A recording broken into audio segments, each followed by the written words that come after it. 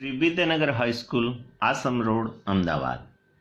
ધોરણ 10 maths chapter 6 part 2માં સર્વે વિદ્યાર્થી મિત્રોનું હાર્દિક સ્વાગત છે. મિત્રો, છેલ્લે આપણે 6.2 સુધી વાત કરી હતી ત્રિકોણની સમરૂપતાની. હવે આગળ આપણે કેટલીક સમરૂપતાની શરતોનો અભ્યાસ કરીશું. ધારો કે બે ત્રિકોણમાં એક આ ત્રિકોણ છે અને એક આ ત્રિકોણ છે.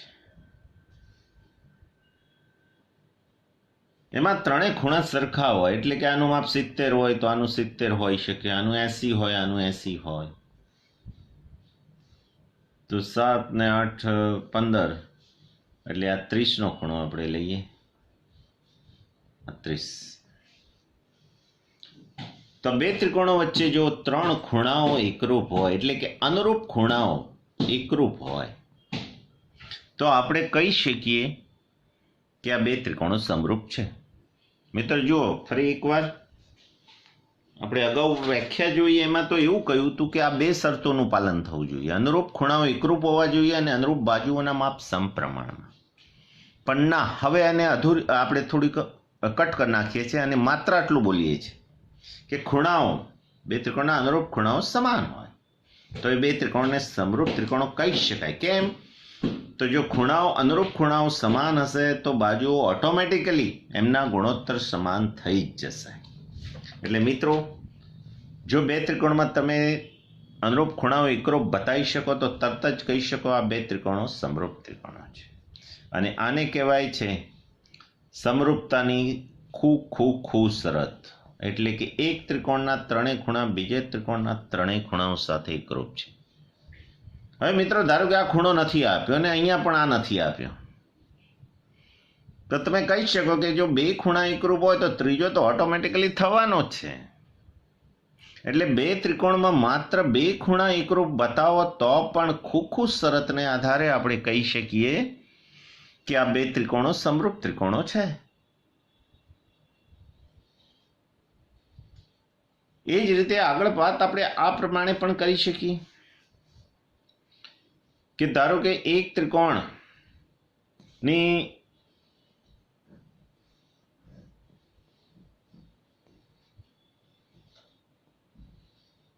એબીસી અને ડીઈએફમાં અનુરૂપ બાજુઓ એકના માપ સમપ્રમાણમાં હોય, માત્ર બાજુઓના માપ, ખૂણાઓ વિશે કોઈ વાત નથી.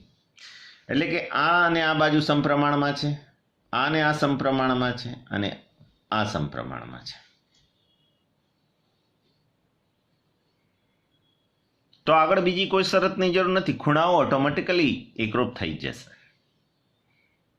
તો બે ત્રિકોણમાં જો ત્રણેય બાજુઓ બીજા ત્રિકોણની ત્રણેય બાજુઓ સાથે સમપ્રમાણમાં તમે બતાવો તો એ બે ત્રિકોણો સમરૂપ કહી શકાય. અને આ શરતને આપણે સમરૂપતાની બાબા શરત કહીશું. અને ચોથી શરત છે કે ધારો કે આ બે ત્રિકોણમાં છે, આનું માપ હું સપોઝ લઉં છું 3 છે અને આનું માપ છે 1.5. પછી આનું માપ લઉં છું 4 છે અને અહીંયા 2 છે અને આ ખૂણાનું માપ હું લઉં છું 60.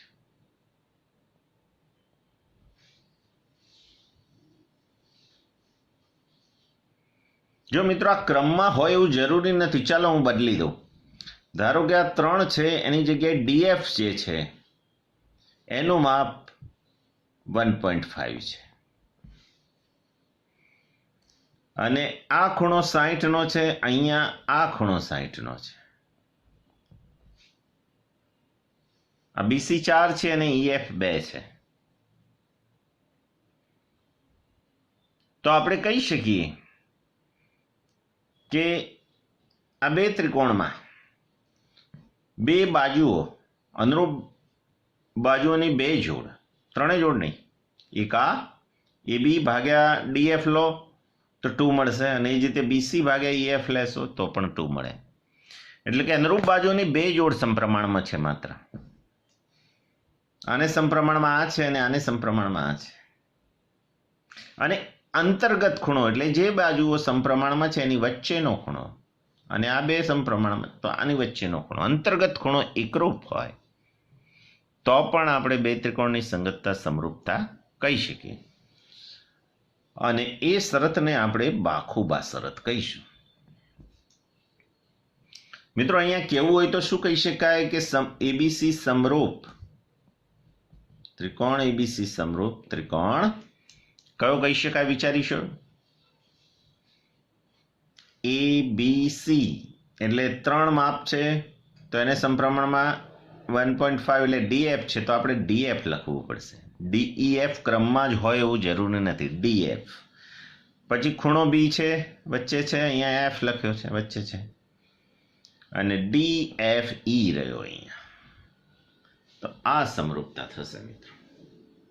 તો આ સમરૂપતાની ત્રિકોણની બે સમરૂપતાની 4 શરતો છે, અને આ શરતો આધારિત આપણે દાખલાની વાત કરીએ સ્વાધ્યાય 6.3 જો મિત્રો અહીંયા કહ્યું છે કે ત્રિકોણ એબીસી અને PQR ના ખૂણાઓના માપ આપ્યા છે 60 60 80 80 અને 40 40. તો કઈ શરતને આધારે અને કઈ સંગતતા સમરૂપતા થશે અથવા કયા બે ત્રિકોણો સમરૂપ છે એ જણાવવાનું છે. તો હું કહી શકું કે ત્રણેય ખૂણાઓ આ ત્રિકોણના ત્રણેય ખૂણાઓ સાથે એકરૂપ છે, એટલે શરત કઈ થશે? ખૂ. આ શરતને આધારે હું એબીસી ત્રિકોણ એબીસી સમરૂપ ત્રિકોણ કયો લઈ શકાય? એબીસી. તો 60 80 અને 40 એટલે PQR જ થશે. તો મિત્રો ચલો હવે આમાં તમે વિચારો કઈ શરત લાગશે અને કયા બે ત્રિકોણો સમરૂપ થશે. તો તમે સહેલાઈથી કહી શકો કે બાબા શરતને આધારે ત્રણેય બાજુઓ આની ત્રણેય બાજુઓ સાથે સમપ્રમાણમાં છે, એટલે બાબા શરતને આધારે અચ્છા એબીસીને ત્રિકોણ એબીસીને સમરૂપ કયો ત્રિકોણ થશે? તો 2 થી 2.5 બાજુ એટલે 2 ના ડબલ છે 4, 2.5 ના ડબલ 5 છે, અને 3 ના ડબલ 6 છે, એટલે કે ગુણોત્તર કહેવાનો છે. આ તો સાદી ભાષામાં હું તમને ડબલની વાત કરું છું. પણ એબી અપોન ક્યુઆર લેશો. ખ્યાલ આવ્યો?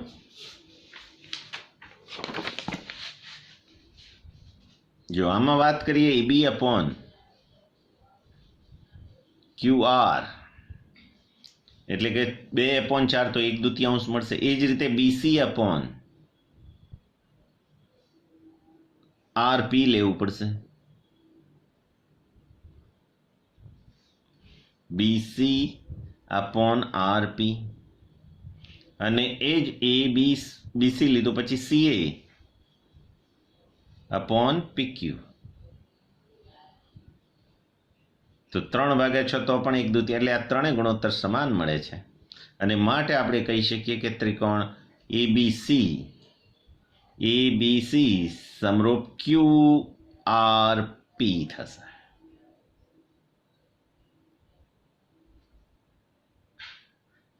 ખ્યાલ આવ્યો મિત્રો? બરાબર છે. ચલો ફરી એકવાર હજુ ઉદાહરણ જોઈએ. નીચે છે તો અહીંયા જોઈ શકો છો કે અહીંયા બે બાજુ આપે છે ને અંતર્ગત ખૂણાનું માપ. અહીંયા બે બાજુ અને અંતર્ગત ખૂણો એટલે શરત તો ખ્યાલ આવી ગયો. બાખુબા શરતને આધારે આપણે કહી શકીએ શું સરખું છે? તો ખૂણો M ઇક્વલ ટુ ખૂણો Q છે, અને MN અને PQ નો ગુણોત્તર MN અપોન અથવા તો NM કહીશું ને, NM. MN લેવું હોય તો એનો વાંધો નથી. MN અપોન QP, PQ પણ કહી શકાય, is equal to ML upon QR. એટલે કે બે અનુરૂપ બાજુની બે જોડ સરખી છે, એના ગુણોત્તર સરખો છે અને એક એક ખૂણો સરખો છે, અંતર્ગત ખૂણો.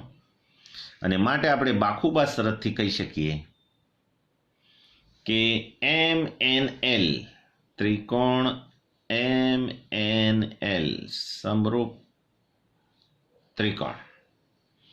વિચારો શું આવશે? MNL લીધો છે મિત્રો, એટલે ખૂણો છે એ બાજુથી શરૂ કરી અને અઢી માપ છે એ બાજુ ગયા છીએ. તો અહીંયા ખૂણો ક્યાં છે? આ ત્યાંથી આપણે આમ જવું પડશે, એટલે QPR.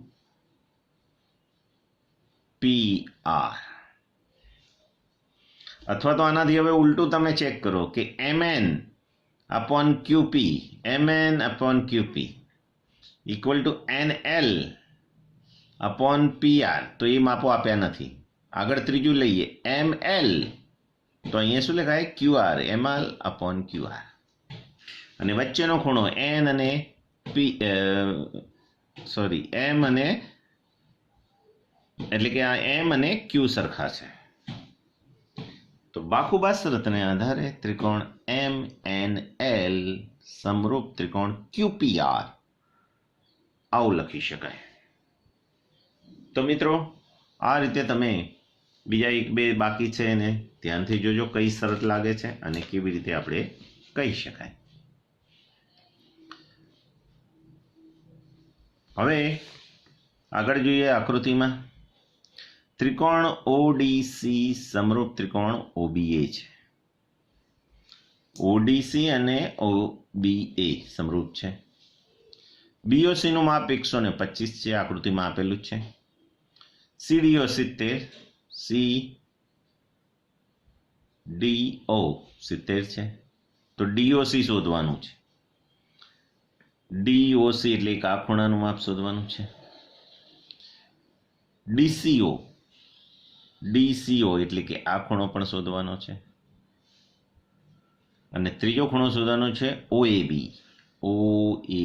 આ ત્રીજો ખૂણો એક આ શોધવાનો છે.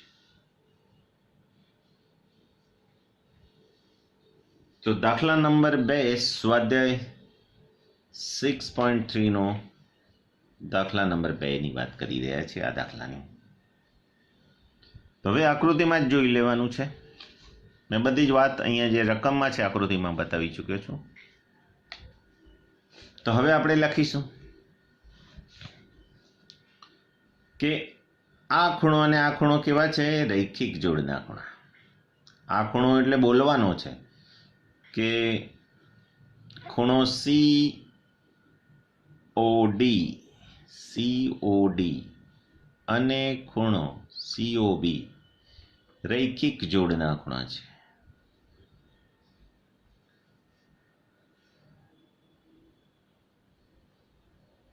અને માટે બંનેનો સરવાળો ખૂણો COD વત્તા ખૂણો COB ઇક્વલ ટુ 180 થાય.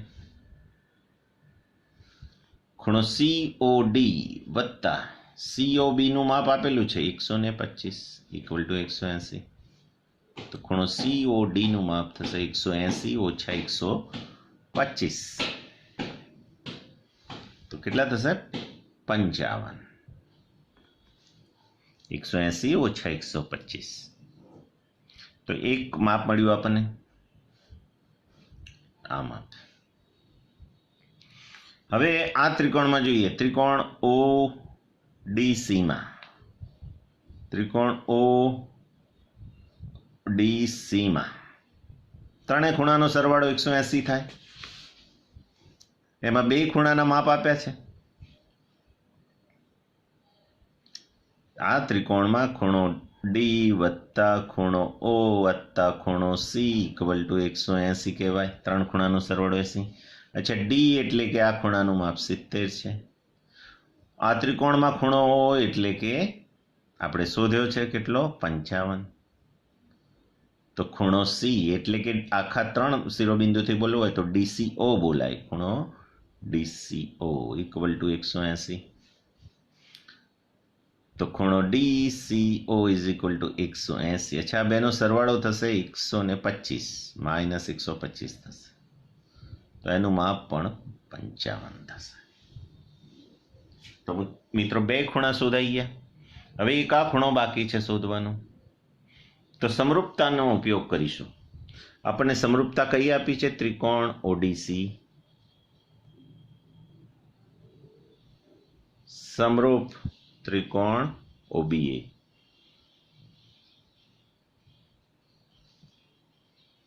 તો માટે હું શું કહી શકું? ખૂણાઓ એકરૂપ છે અને બાજુઓના માપ સમપ્રમાણમાં. તો ઓડી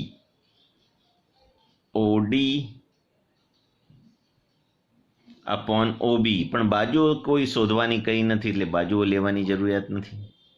તો ખૂણાઓની વાત કરીએ. ખૂણો ઓ એકરૂપ ખૂણો ઓ થાય. તો ખૂણો ઓ અને ઓ એ તો અભિકોણ છે એટલે પણ કહી શકાય. ખૂણો ડી એકરૂપ ખૂણો બી. ખૂણો ડી ઇક્વલ ટુ ખૂણો બી, વચ્ચે અને ખૂણો સી ઇક્વલ ટુ ખૂણો એ કહેવાય. અચ્છા, ડી એટલે કે આ ત્રિકોણમાં ખૂણો ડી એટલે કે શું? સીડીઓ. અને આ ત્રિકોણમાં ખૂણો ડી અને બી એકરૂપ છે. આપણે તો સોરી એ શોધવો છે, એટલે લખીશું કે સી ને એકરૂપ કયો થશે? એ. સી અને એ સરખા થશે. અચ્છા, ખૂણો સી એટલે ડીસીઓ. આને શોધવાનું નથી એટલે કાઢી નાખીએ. સી એટલે ડીસીઓ અને એ ખૂણો એટલે ઓએબી. અચ્છા, ડીસીઓ આપણે શોધી ચૂક્યા છે. કેટલો છે ડીસીઓ? 55 ઇક્વલ ટુ 55 છે. અને માટે ખૂણો ઓએબી ઇઝ ઇક્વલ ટુ 55. તો અહીંયા આપણે સ્વાધ્યાય 6.3 ના દાખલા જોયા. ફરી મળીશું આવતા લેક્ચરમાં. નમસ્કાર.